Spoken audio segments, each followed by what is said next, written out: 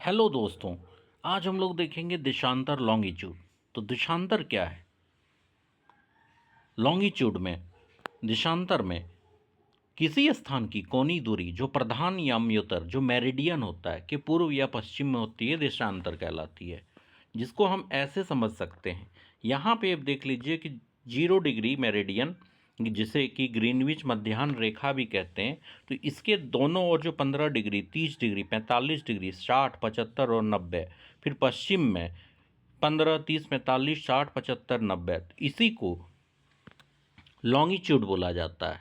0 से 180 डिग्री तक देशांतर रेखाएं होती है, जो कुल मिलाकर 360 डिग्री है।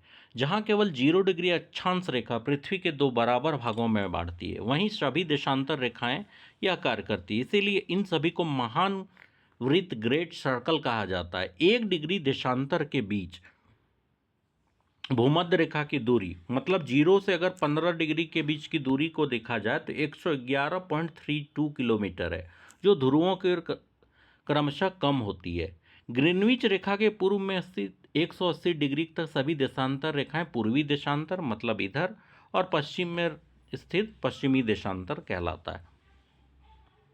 अगर हम लोग,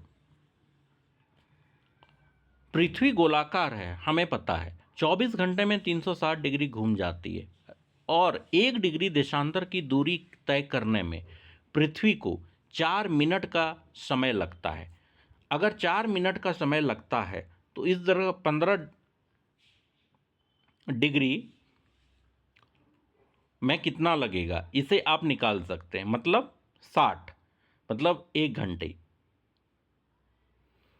पश्चिम से पूर्व की ओर अपनी दूरी पर घूमती है, अर्थात पूरब की ओर जो समय आगे की ओर चलता है और पश्चिम की जो समय पीछे की ओर चलता है, मतलब एक तरफ आप प्लस और एक तरफ माइनस मान सकते हैं। तो 15 डिग्री देशांतर पर 1 घंटे का अंतर हो जाता है।